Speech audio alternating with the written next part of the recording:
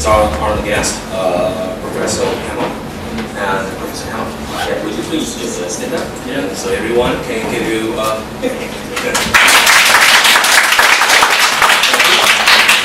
那现在呢 ，Professor Hammel 他现在目前是南京师范大学的这个法学院的所长就是这个法律研究所的所长。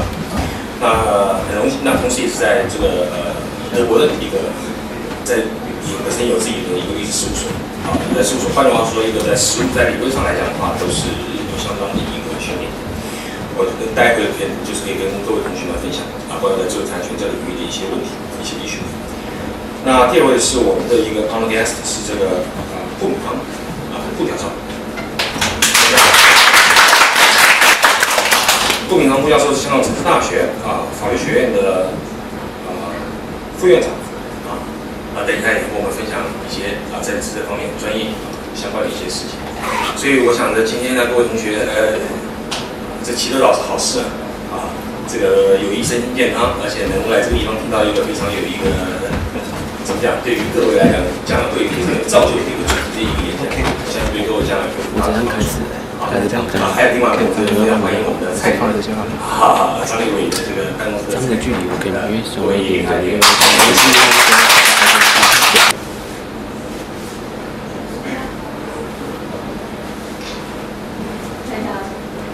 I'm happy being here, and first of all, I have to thank Professor Wang inviting me to your university, and that I'm having the opportunity to attend the conference, and I hope you will enjoy my lecture. Just to give you a short introduction why I'm tackling the issue of IPR Chinese courts. As you already learned, I'm practicing as an IP lawyer in Germany, and at the same time I'm a professor at Nanjing University in Nanjing itself. So as you can learn from that, I'm standing on two legs. And for that reason, I'm closely following up the IPR developing process in China. And when you are practicing as a lawyer, you ask yourself always the question, how a new incoming system should develop to be effective to protect businesses which are actually investing in that area. And therefore, I'm now following up for the last 6 years the IPR protection development in mainland China to figure out if that's the right way to set up a legal system and to support setting up a legal system for be beneficial for all kind of business doing investments in mainland China.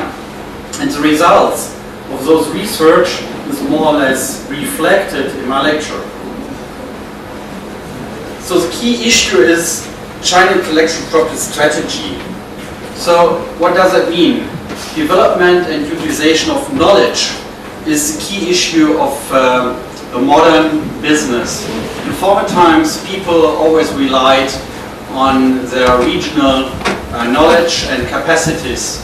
But since globalization, and that's now for the last at least 20 years, a lot of changed. You will know it better than we do because Taiwan has globalized much earlier than Europe. And for that reason, you know that the IP is intellectual property, so all kind of intellectual rights become more and more important. So as we discussed with Professor Gu in the beginning, the capacity of brains becomes more and more important. Less important is coal, oil and gas and steel because those resources are limited. But the brain resources, so what we produce at university is always growing and it's becoming a new wave of young brains getting through the university and putting on new IP. But in legal terms, obviously, you have to look at different aspects of protection because you have always the case of infringement. You will never judge out case of infringement.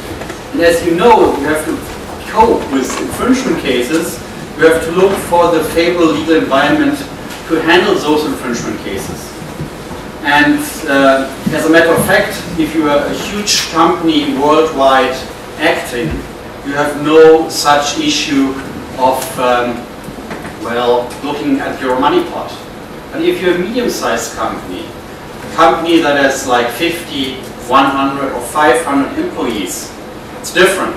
Because whenever you tackle a new market, you have only limited resources to invest. And you have limited resources actually protect your IP. For that reason, one of the key issues for medium-sized companies is more or less to ask the question, if I can actually protect my own IP in a certain market. And that depends not only on the fact if there is a legal system. It's not only depending on the fact if there is any law, if there is any development of law, but finally it comes to the question, does the court system actually support my interests? And if you come to that question, you have to ask the question, what are the costs I have to invest for the protection? And if I win the case, what's the benefit? Do I get any damages? Do I get any compensation? So you see, if you're looking at it from the practical side, not only from the theoretical side, you need always a system that is working. So a working system that is actually enabling the group of people you are addressing for protection to advocate their rights in that system. And that's, from my point of view, the key issue, that you need a legal system that's working, that gives the right holder a case for damage and cost coverage. So, in general, we have a theory compensation on IPI infringement, and as a matter of fact, there is an international legal framework on that. We are not talking about national rights. I think IP is one of the best examples how intellectual law can work cross-border. Yeah? If I ask you, do you know anything about cross-border law? And what are the examples of cross-border law? So there's maritime law, there's air and space law. Then some people discuss about international penal law, but as you know, international penal law doesn't really exist. We have an international court in Den Haag advocating on penal law, but the regulations on international penal laws are quite limited. They are limited to war, they are limited to outstanding human rights violations. But basically, that's only a portion, a small portion of our penal law. So besides maritime law and air and space law, it's only the intellectual property area which is really international. And if you reflect on it, if you don't have cross-border protection, IP protection doesn't work at all. Because in a globalized world, you need IP protected in each and every market. So there are only a few legal systems which are really international, and IP is definitely one of those. So when we discuss now what are the fundamentals for those claims, you will look at the TRIPS agreement. Article 45 of the TRIPS agreement, it's actually the agreement on trade, gives you the legal framework for those claims. So you won't get any legal basis except by TRIPS. But now there's a small change. As you know, there's the ACTA. That's the new contract. That's actually a contract and anti-counterfeiting trade agreement. It can be signed since May of this year. And Article 9 of ACTA gives you another legal ground for asking for damages and cost compensation.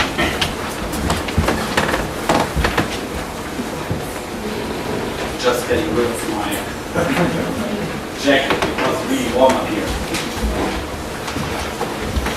So the basic question is always, how do you calculate damages? So in principle, according to civil law, damages are granted to put the right holder in a position before infringement. Yeah? And so far, you get actually compensation for the situation before infringement and after infringement. But how do you calculate those? So there are several ways of calculating damages. The first way of doing it is asking for damages according to lost profits of right holder. But if you want to define what are lost profits of right holders, the first question is it all you will sell in the future but who can give you the figure what you would have sold in the future without infringement? It's always an open issue, because if you ask a judge to judge on what would have happened without the infringement, you won't get a clear answer. And if you ask the right holder, please give us evidence on that, he will have the same trouble. Yeah? He will say, well, normally I have a percentage, let's say 5 to 10% increase per year. I didn't have that last year, but that can have been caused by world crisis, that can be caused by more competitors, not effective by somebody who copied it. So as you can see, the right holder has a huge difficulty to present evidence at court that his lost profits derive directly from somebody who copied or infringed his right. The same is true for the second way of calculating damages. Damages according to gain profits of infringer.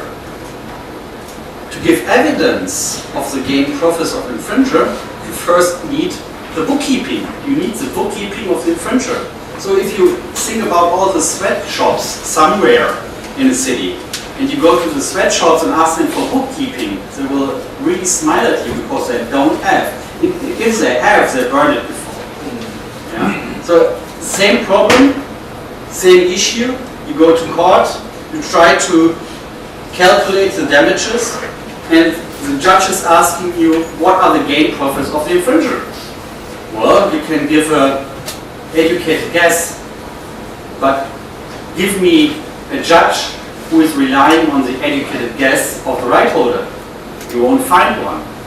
So once again, we need a certain way of calculating.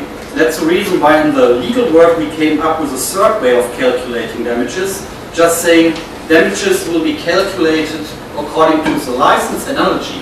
Yeah? So we say, if I would have licensed out my product to the infringer, I can, as you can see from other license agreements, get a certain portion on all items I license out.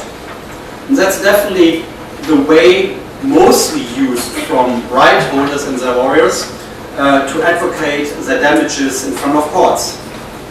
Besides that, we have two different ways of calculating damages in mainland China. So in mainland China you will find in all IP laws, regulations, statutory damages.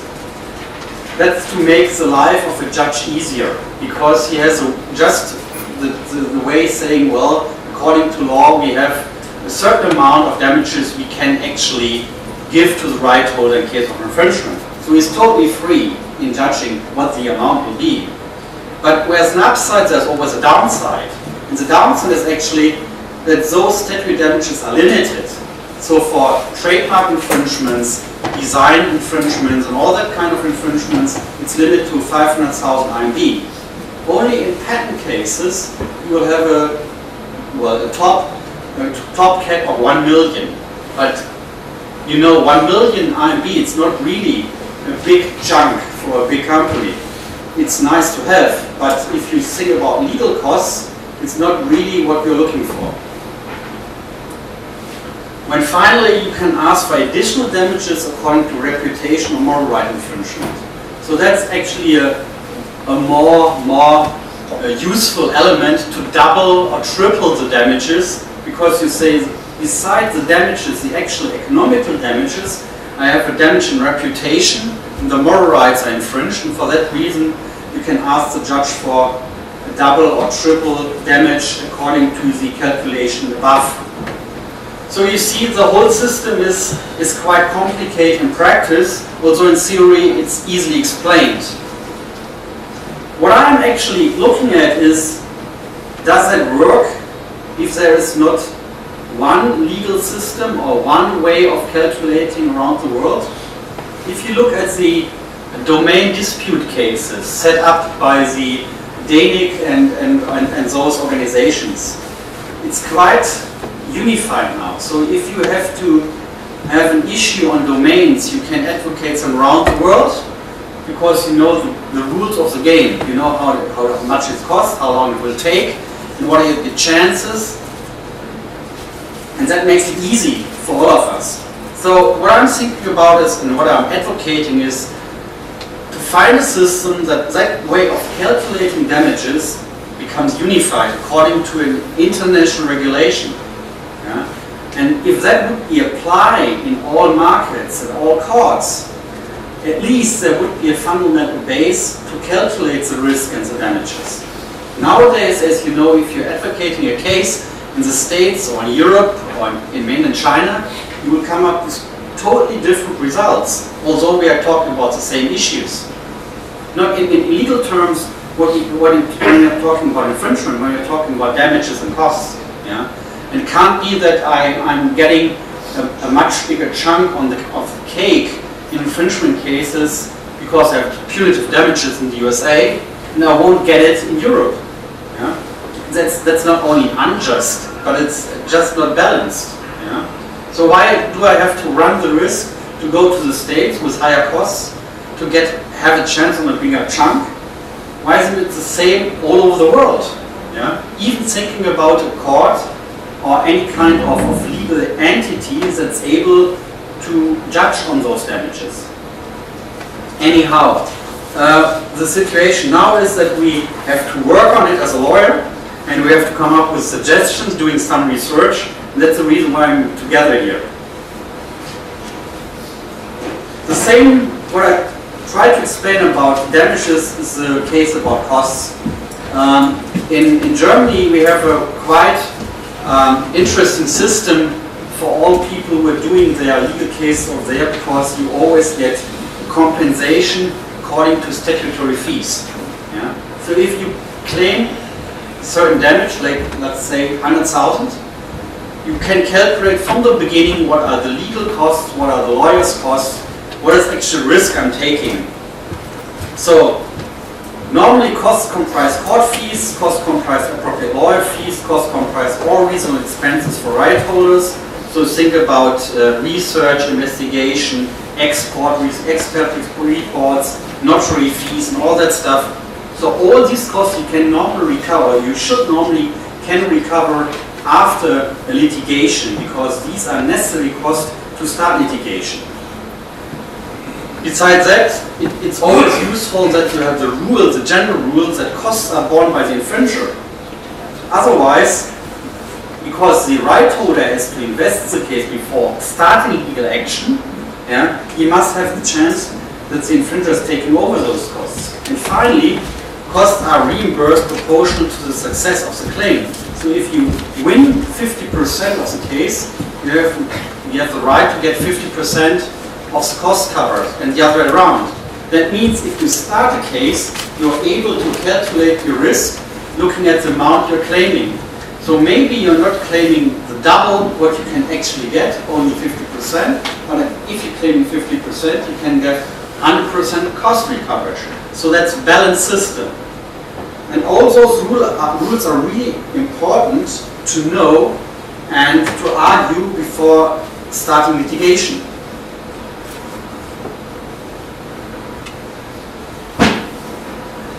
Learning about the theory, now coming to the practice on compensation of IPR infringement in mainland China. This is actually data, the latest data I could get from a Chinese, mainland China source called Ciela, China IP Litigation Analysis. And they are quite keen in getting a lot of cases reviewed and put them together in figures. As you know, numbers and especially charts are not easy to read, but I try to explain those charts to you as far as I can. In principle, what you see here is average damages awarded for all types of IPR by year. That means covering the years 2006 to 2009, so about 4 years. In general, we have to see that the amount of, or the average amount is not increasing for damages. But we can't really say it's decreasing. It depends on the number of cases. But in general, you can see that the big issue is that the right holders don't have a clue in how far they really can get any damage that is covering their costs and all their efforts before starting litigation. If you look at the average damage awarded 2006 to 2009 types of IPR, you see that according to those charts, In the patent area, you have the biggest chance to get a good portion of damages. But if you make a breakdown, you can see that actually from the top 5 in the patent area, the biggest case in mainland China was about 50 million damages. The second case was only 10 million. And the third and fourth was only 3 and 2 million, and the fifth case 1 million, 1.8 million. If you deduct that amount from the top 5 cases, you will see that all the other cases are in a lower area, a much lower area. So fundamentally, if you're looking at figures, you have to see how many cases actually are calculated and what's the average amount. So the average amount is much lower than the big top 5 cases would tell you, and the average of 163 or 163 is really, really low in comparison to a lot of cases we know in the patent area, which mean a lot of investment. If you look at the trademark, the top 5 cases were actually 10 million, the second 8 million, third 8 million, the fourth 4.7 million, and the fifth 4 million. So once again, if you deduct that amount, you will see that there are a lot of cases which are low average damages awarded. If you look at the unfair competition cases, the biggest damage paid in an unfair competition case was 4 million, and the second one was 4 million as well, the third one was 2 million, the fourth one was 2 million as well, and the fifth was 1.8 million. So you can see the difference between patent and trademark areas is that the damages are much higher in comparison to the unfair competition, but the average damage is higher. You see, so that the number of average damage doesn't tell anything. And finally, the copyright area is interesting. The top 5 damages were 5 million, 2 million, 1.8 million, 1.3 million, and 1.3 million. So once again, you can have a huge damage amount awarded, but if there are a lot of cases, it's really shrinking to only 31,565. Now we are coming to the average damages claimed and awarded, so to see the difference between what you're actually asking for and what you really get by the courts. And there you see once again that the percentage of what you actually get is much lower than what you actually expect. Yeah? So in 2006, we have only 33% what you get. In 2007, you get only 21%. In 2008, it was like 36%. And in 2009, it was like 20%. So it's really low. And you can see that actually the issue should be to define the way of calculating damages, because that's actually reflecting the data.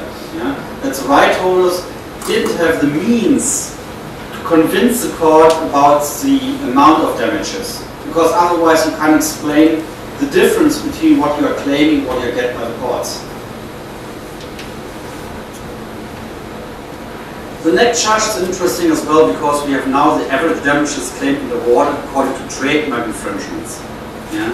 Once again, if you see here, there's a huge difference between what the people have asked for and what they got by the courts. So in 2006 it was like 29%, 2007 like 29%, 2008 35%, 2009 27%, and finally in 2010 like 22%. Once again, there's no clear direction. Once again, it's below or around 30%, so it's only 1/3 what they are asking for.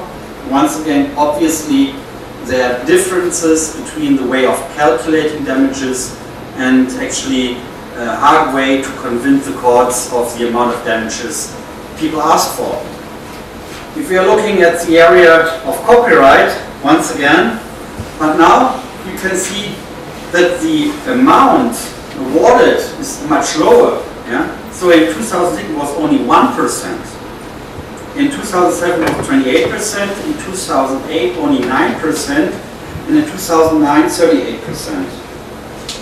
How is that possible? Well, it's possible because in copyright cases, it's much more difficult to find out what actually is a profit.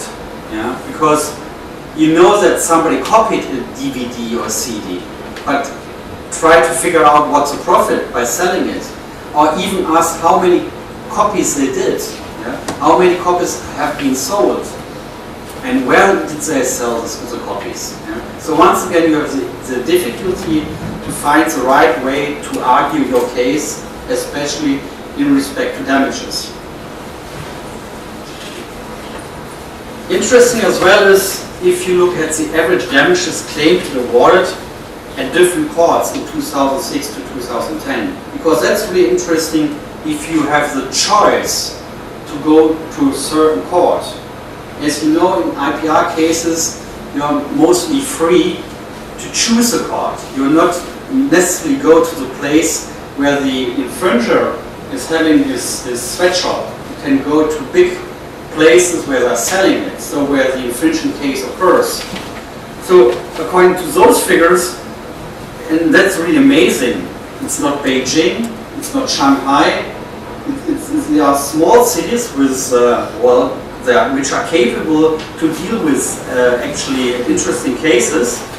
And if you look at those, still there's a big difference between what people ask for and what they got by the courts. But anyhow, this data gives you an idea where to go in infringement cases. So if you have an infringement case in Hangzhou, you might think about going to Ningbo or somewhere else, because even in Wuhan you will have a better result than in Hangzhou, maybe. But that's something you have really to follow up, because according to my experience, it's becoming more and more important to go to specialized courts. And as you know, in Beijing, Shanghai, and even in Nanjing, they have now specialized courts on IP, and there are young professional judges with a good educational background. And if you have those well-educated judges over there, it's much easier as a lawyer for you to advocate the case. And therefore I think this data is interesting, but I think it will change over the years now. So coming from the damages, we will see that the costs issue is nearly the same. Yeah? So in the patent area, you have average costs claimed and awarded, and once again a huge difference between those claims. The same is true for trademark, and the same is true for copyright. And average cost claimed and awarded for all types, you can see, according to the venue of the judicial system, you have a even worse discrepancy between average cost awarded and claimed. But once again, the problem in the mainland Chinese system is that there's no legal regulation on that. The courts are actually free to give you a cost award after an injunction or any litigation, or they can introduce it as part of the damages. So you have even cases without any cost recovery. Yeah? That's the reason, because there's no legal wording, there's no legal groundwork on that. So you have always to argue this point of cost coverage in each and every case. And every judge is free to argue on it from his side. And to my knowledge and to my research, in most cases they try to get it as part of the damages and are not advocating it beside. Okay, conclusions. Right holders are legally successful in court. That's, I think, good news. More and more right holders are successful. Second conclusion, right holders damage to award are small at present. That's really bad news. The third bad news, right holders cost award are small at present. The reason I try to explain. The evidence proceeding should be strengthened in favor of the right holder, so it must be easier to advocate damages and costs in court, because you need a legal regulation that is helping the lawyer to advocate the case. And finally, the right holder should have a separate claim for costs, which is in wording, which is in text. Without that, you are hopelessly devoted to the judgment of the judge. Thanks a lot for listening, and if there are any questions, feel free.